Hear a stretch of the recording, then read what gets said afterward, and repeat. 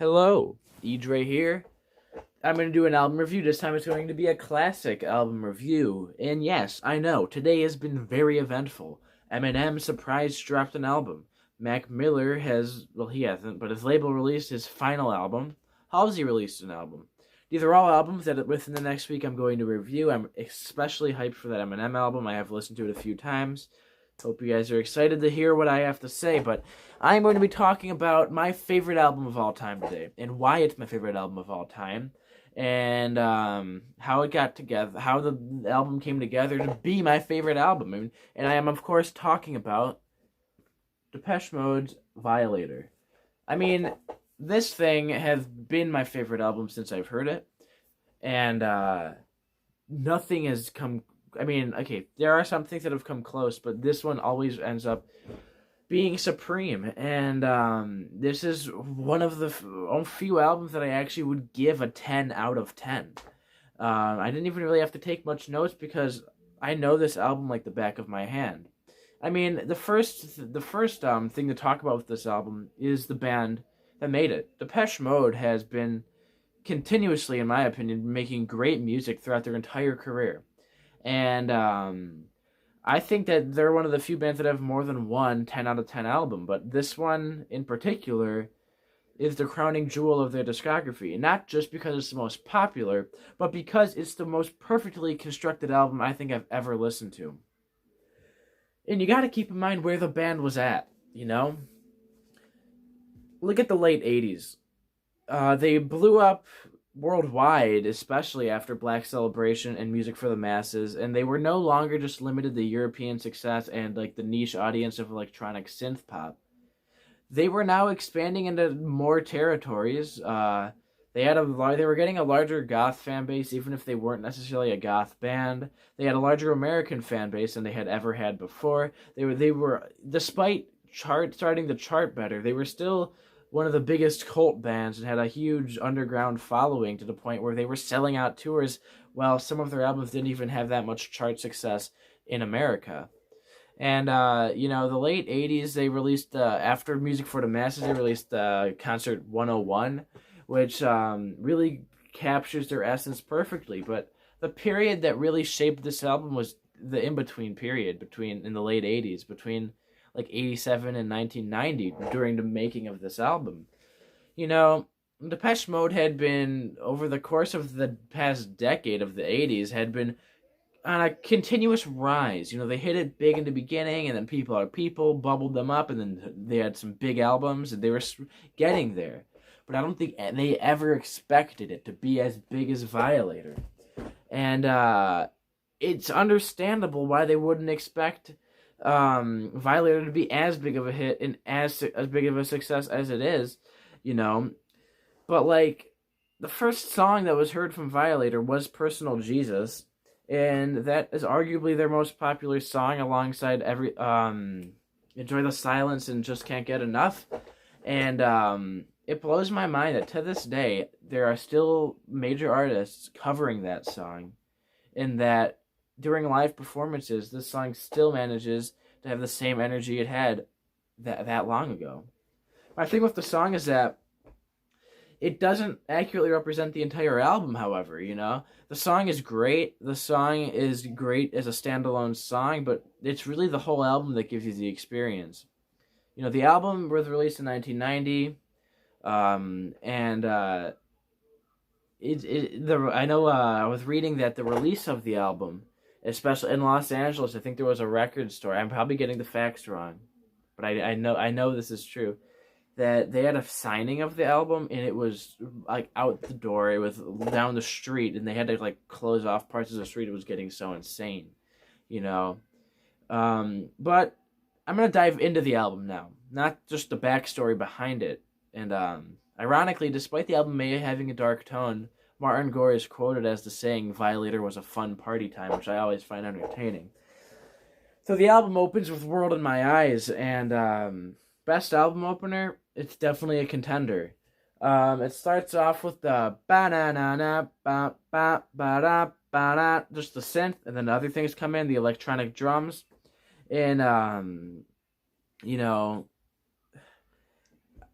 I know it sounds cliche to say, but trying to describe this album, I find myself at a loss of words sometimes because it's odd how good it comes together.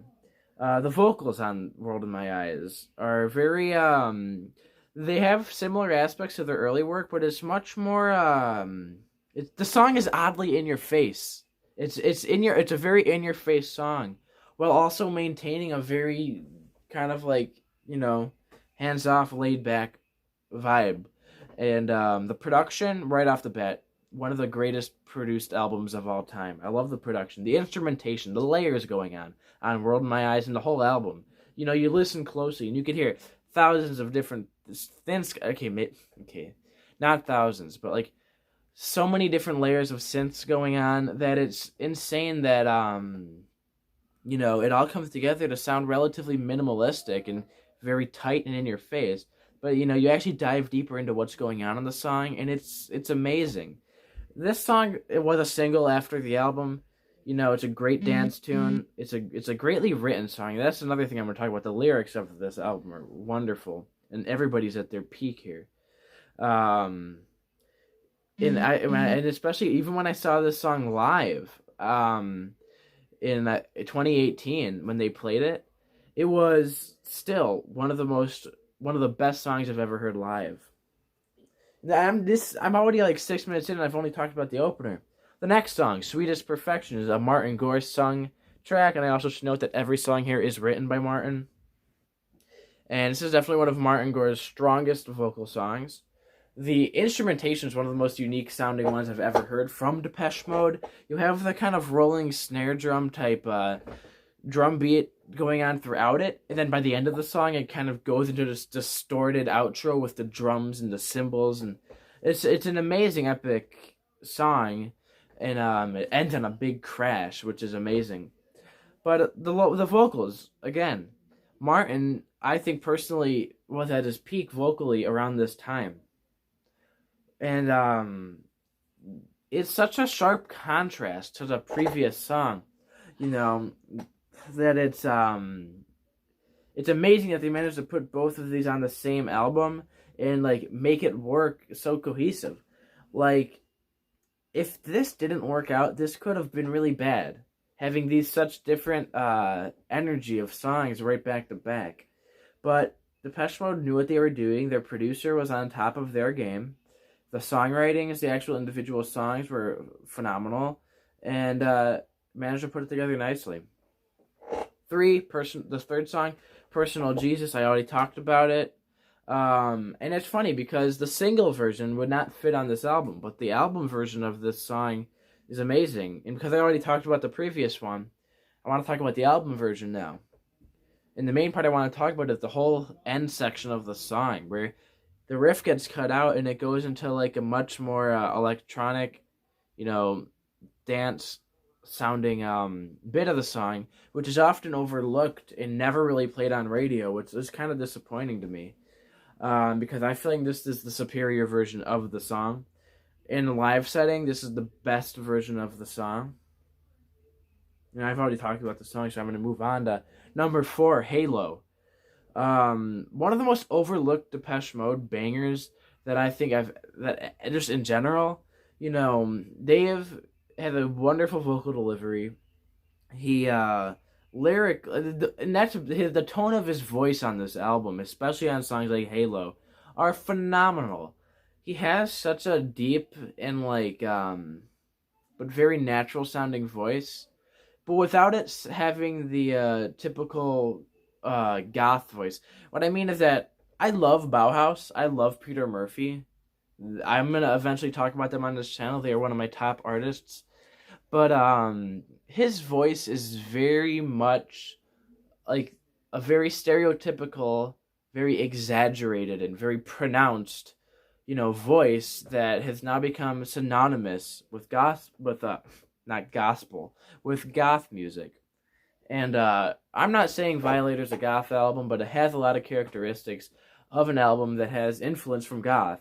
And Day of Gone could easily pull off a very forced and goth-sounding voice, but, he really doesn't. He sticks to his natural voice, but it's still interesting, and it's So, and it's beautiful to listen to. Waiting for the Night, track number 5. It's the perfect placement of this track. It's right before Enjoy the Silence, and it's right after Halo. And it's sort of like the dreams sequence, the dreams segment of this album. It's very simple. There's not much going on, but it's almost like a duet between Dave and Martin, and they do it live as a duet. And the lyrics on this, once again, it follows the same themes as some of the other things, such as the darkness, a very much darker view of the world, but very intriguing song. Once again, a very overlooked song, by the band. And now we go into number 6, Enjoy the Silence. Enjoy the Silence is a top contender for being my favorite song of all time. The production, wonderful. Everything about the way the instrumentation on this song is and the way it's put together is everything I would ever want in the perfect song. It starts off right off the bat. No time wasted at all, right into the beat. And you can hear the little bells in the beginning. And then after a few measures, you get the guitar. And it's such a clean, crisp guitar tone, but it has just the littlest amount of reverb and echo that, it almost sounds like it's being played in the same room into you, not just directly into an amp. And then Dave comes in and delivers some of the best lyrics ever written in any song. The verses of this thing are some of the greatest verses ever written.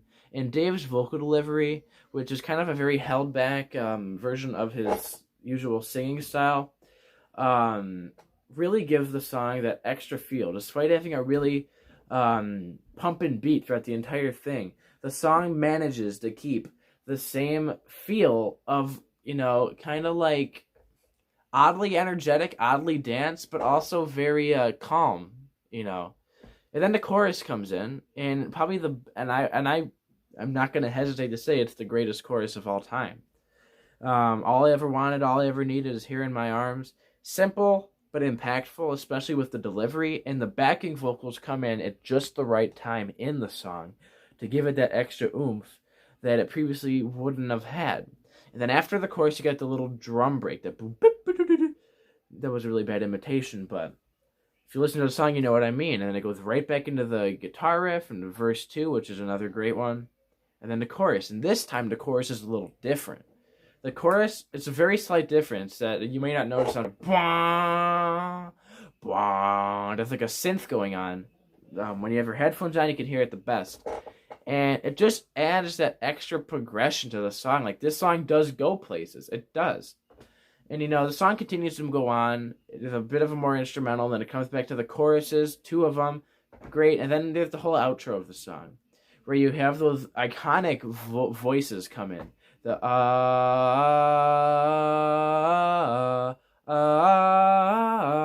which they tend to use live a lot heavier, and it's also in the music video. But the song to me is the perfect representation of how a popular song should be written, how a song should be written. And I don't like saying that because there are other genres that obviously don't require a beat behind it and don't require all this songwriting. But the way the song's put together, undeniably my favorite song of all time, or at least a contender. Followed is like a little hidden track, Crucified, which is extremely overlooked because it's a hidden track and often forgotten. But I always have felt that this is an early demo of the song Dream On by Depeche Mode. Compare the 2 guitar riffs, you'll know what I'm saying. 7, Policy of Truth. Another song that is a huge banger, and I would love to see live someday, and I was kind of disappointed they didn't play it live. But the song placement on here is interesting because it's right after Enjoy the Silence, and right after this creepy hidden track, and you get this song, which is definitely a dance-oriented song. It has that beat behind it. This is this song would fit on Music for the Masses, but it doesn't sound out of place because the production is spot on. Everything about this album is spot on. And honestly, this may have, outside of a few other tracks, some of the best lyrics on the album. Policy of Truth, the video is great, and that's another thing. The videos on this album are wonderful. And one of my favorite parts about Policy of Truth is that little guitar. That thing gives that song that extra touch. And I love the way that final note kind of has like a stereo spread on it, you know what I mean? Wonderful song. And this is followed by Blue Dress, another Martin singing track. Which is, I feel like, is oddly enough, despite this album being really popular, the Martin songs are often overlooked, unfortunately. And if I'm talking about this one, I have to talk about Clean because of that transition, which is probably the best part, one of the highlights of the album for me, which is kind of strange because it's not definitely one of the biggest parts, but it's such a minor thing that is easy to miss. There's a hidden track in between Blue Dress and Clean. And it's just like a little has this kind of string sound to it, you know, and it really is like this the cherry on top to this album. I feel like if this wasn't here, you know, it would just feel a little, the transition between these songs would feel a little off, you know. At the end of this hidden track, you hear that. I'm gonna stop with my bad imitations. I'm so sorry for torturing you guys with my bad vocal imitations of the musical segments of this album. But there's like this kind of droning thing that, okay, that's bad. That's really bad. I'm gonna stop. Okay, I promise. But it's throughout Clean. If you listen to Clean, you'll hear what I'm talking about. But it starts at the end of Blue Dress, or that hidden track, and it just bleeds the song together. And Clean is a wonderful track that I want to talk about. It doesn't directly sample Pink Floyd, but it is heavily inspired by the Pink Floyd bass line from Metal, which is the title of the song has lost me. But it's like you know, and it's like that bass line drives the song. And the lyrics on this song are probably impacts me one of the most on this thing. The clean, the cleanest I've been. You know, and the reason why is because just a few short years later, Dave Gahan, Martin, all had a lot of drug problems. I mean, Martin had alcohol. Dave had his overdose issues and a lot of depression. And Andy had a lot of depression. And, you know, the band was a mess. And yet this song is kind of ahead of its time in a way. It's talking about being clean. And I've always found that fascinating to me. How a song about literally called Clean was written probably at the height of when they were not clean. And the song just kind of, you know, ends after Clean, or the album ends. And it's amazing. And there's just minor things too about this album. And I know this is an extremely long review, but the album art of this thing, one of the best. I'm gonna get this tattooed on me, I swear. The rose. This has become. I mean, why do you think I bought this? Why do you think I bought this hoodie? It has a rose on it. It's pretty. It looks like Violator. This is. I mean, I genuinely. This album has shaped how I look at music. This has shaped my view of making music. And this has arguably shaped who I am as a person. This is how I first discovered Depeche Mode. And through songs like Enjoy the Silence. And honestly, ever since listening to Depeche Mode, I haven't been the same. They genuinely did change the way I view a lot of things. Music-wise, and even when it comes down to society and the way art is altogether. And just my interests and a lot of the other stuff that I do, and a lot of the stuff I'm into, I could trace back to when I first listened to Depeche Mode. I know that sounds dramatic, and I know you probably don't care, but this album will always be like my number one. And this is one of the, you know, let me see. No, that's not right. 10. This is a strong 10. This album is a 10 out of 10 album, without a doubt. There is not a single thing I dislike about this album, and I know that sounds really like weird to say, but I genuinely feel like everything about this album, it's the band's at their peak, it's music's at its peak. This is the perfect transition between the 80s and 90s sounds You have the very electronic 80s and then the more raw 90s which come in, and that all comes together on this album. And the songs still sound wonderful played live today. In the end, what do you guys think of this album? Comment below. This will be the most positive review I ever give on this channel. Although there are some other 10 out of 10s I will talk about at some point. So thank you guys. Thank you, Depeche Mode, for making the greatest album of all time. I appreciate it. Don't feel the pressure to top this album, because trust me, it's hard. Alright, so just a little update before I leave. Tomorrow, you can expect an Eminem review, hopefully. If not tomorrow, I might do it later. At some point over the weekend, for sure, I'm going to do an Eminem review. And ironically, I was about to do another Eminem review right before he dropped this album. So, you might get two. I know Mac Miller dropped one, and Halsey dropped an album as well, so you could expect those. And also some classic ones, and some lists. Don't forget about the lists. Thank you, guys. What do you guys think of Violator? What do you guys think of Depeche Mode? See me tomorrow.